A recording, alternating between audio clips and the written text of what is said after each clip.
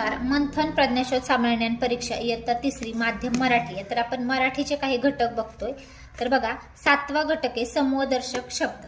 आता हे मुलांकडून व्यवस्थित करूनच घ्यायचे. तर यामध्ये त्यांनी काय सांगितलंय बघा, की कोणत्याही एकाच जातीचे निर्जीव किंवा सजीव एकत्र येतात, त्यांचा समूह होतो, तेव्हा त्यांच्या समूहाला अर्थ येण्यासाठी वेगळा शब्द वापरला जातो. त्यातून त्यांच्या समूहाचा बोध होतो. काही शब्द प्रत्ययावरून समूहदर्शक शब्दात बदल होतो, हे लक्षात घ्यावे. शब्दांच्या पुढे दिलेले समूहदर्शक शब्द अभ्यासा. अगदी म्हणजे आता हे 3रीला आहे ना, तर हेच 4थीला, हेच 5वीला, हेच पुढे तुम्हाला 7वी 8वी तुम्ही जेव्हा स्कॉलरशिप द्याल तेव्हा सुद्धा यावर आधारित प्रश्न असतात. तर बघा, आंब्यांच्या झाडांची राई, आपण बोलतो आमराई. बोलायचे आंब्यांच्या झाडांची राई, राई. उंटांचा लमानांचा तांडा, किल्ल्यांचा जुडगा, केळ्यांचा लोंगरगड, गवताची गंजी पेंडी, चोरांची दरोडेखोरांची टोळी, द्राक्षांचा घडघोष, नाण्यांची चळत, उतारूंची झुंड झुंबड, करवंदांची जाळी, केसांचा झुपका पुंचका, खेळाडूंचा संघ, गाईगुरांचे खिल्लार, जहाजांचा कफिला, दुर्वांची जुडी, नारळांचा ढीग, उपकरणांचा संच, काजूंची माशांची गाथर, केसांची बडजट, गवताचा बारा, गुरांचा कळप, तारकांचा पुंज, धान्याची रास, नोटांचे. पुडके, पुढे बघा, पक्ष्यांचा थवा, पाठ्यपुस्तकांचा संच, पुस्तकांचा वह्यांचा गठ्ठा, फुलझाडांचा ताटवा, भाकऱ्यांची रुपयांची चवड, माणसांचा जमाव, मेंढ्यांचा कळप, वस्तूंचा संच, विद्यार्थ्यांचा गट, साधूंचा जथा, हरिणांचा कळप, प्रवाशांची झुंबड, पालेभाजीची गड्डी जुडी, पोत्यांची थप्पी, फुलांचा गुच्छ, मडक्यांची उतरण, मुलांचा गोळका, यात्रेकरूंची जत्रा, वाद्यांचा वृंद, विमानांचा ताफा, सैनिकांची पथक पथक पलटण पलटण तुकडी तुकडी, ताऱ्यांचा पुंचका, प्रश्नपत्रिकांचा संच, पिकत घातलेल्या आंब्यांची अडी, फळांचा घोष, बांबूंचे बेट, महिलांचे मंडळ, मुंग्यांची रांग, लाकडांची उसांची मोळी, विटांचा कलिगडांचा ढीग, वेलींचा कुंज, हत्तींचा. कळप. मंथन प्रज्ञाशोध सामान्य परीक्षा इयत्ता 3 यातील मराठीचे काही घटक बघतोय आपण. आता बघा, पिल्लू दर्शक शब्द आहेत. हे तुम्हाला आता 3रीला आहेत ना, 4थीला पण हेच, 5वीला पण हेच, आता तुम्हाला 7वी 8वीला पण स्कॉलरशिप आहे, त्याला पण हेच असतात. आता बघूया आपण प्राणी आणि त्यांचे पिल्लू. गायीचे, वासरू, घोड्याचे, शिंगरू, मांजरांचे, पिल्लू, म्हशीचे, रेडकू, शेळीचे, करडू, पक्ष्याचे, पिल्लू, सिंहाचा, छावा, घाडवाचे, तटू शिंगरू, कुत्र्याचे, पिल्लू, वाघाचा, बच्चा बछडा, मेंढीचे, कोकरू, हरणाचे पाडस शावक, आणि माणसाचे बाळ.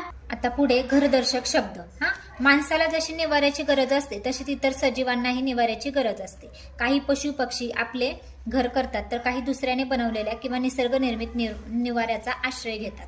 विशेषतः मानवाने आपल्या उपयोगासाठी पाळलेले प्राणी पक्षी हे मानवनिर्मित निवाऱ्यात राहतात, तर रानावनात मोकाट फिरणारे जंगली प्राणी निसर्गाच्या सानिध्यात राहतात. आता बघा, यावर आधारितही विचारला जातो प्रश्न, घरदर्शक शब्दांवर आधारित, म्हणजे प्राणी आणि त्यांचं घर कोणतं. तर बघा, कोंबडी, कोंबडीच्या घराला काय बोलतात? खुराडे, मधमाशांचे पोळे, हत्ती, हत्तीखाना, अंबारखाना, वाघ, गुहा, दाट झाडी, घोडा, तबेला, पागा, कावळा, घरटे, सुगरण, खोपा, सिंह, गुहा, पक्षी, घरटे, पोपट. पिंजरा, ढोली, ओके. त्याच्यानंतर आता पुढचे प्राणी, कोळी, जाळे, मुंग्या, साप, वारुळ, उंदीर, बीळ, घुबड ढोली, आणि माणूस. घर. धन्यवाद. ठीक आहे. आता ध्वनिदर्शक शब्द. आता आवाज. ध्वनी म्हणजे काय? आवाज. बघा, सभोवतालच्या परिसरातून आपण सतत भिन्न भिन्न प्रकारचे आवाज ऐकत असतो. त्यातील अनेक प्राणी पक्षी आपापले वेगवेगळे आवाज काढतात, त्यांचे ओरडणे वेगवेगळे असते. त्याचप्रमाणे इतरही वेगवेगळे आवाज आपण नेहमी ऐकत असतो. टेलिफोनची खणखण, मोटारीची भरभर यासारखे अनेक आवाज आपल्याला परिचित आहेत. अशा प्रकारच्या आवाजांसाठी विशिष्ट शब्द वापरले जातात किंवा हे आवाज विशिष्ट नावाने ओळखले जातात. यावर एक प्रश्न नक्कीच विचारला जातो, म्हणून याची आपण योग्य तयारी केली पाहिजे. आता बघा काही पशुपक्ष्यांचे ध्वनिदर्शक शब्द. कबुतराचे, घुमणे, पारव्याचे, गुटर घुम, कावळ्याची, कावकाव, माकडाचा, बुबुकार, कोंबड्याचे, आरवणे, मोरांची, केकावली, घुबडाचा, गुदकार गुगू करणे, चिमणीची, चिवचिव, हंसाचा, कलराव, बेडकाचे, डरावणे, डरकणे, डराव डराव, भुंग्यांचा, मधमाशांचा, गुंजारव, कोल्ह्याची, कोल्हेकुई, मोराचा, केकारव, घोड्याचे, किंकाळणे, वाघाची, डरकळी, हत्तीचे, करणे, सिंहाची, गर्जना, कुत्र्याचे, भुंकणे, कोकिळचे, कू कू, म्हशीचे, रेकणे, गायीचे, हंबरणे, गाढवाचे, ओरडणे, सापाचे, फुसफुसणे, फुटकार, पक्ष्यांचा मंजूळ आवाज. किलबिल आवाज.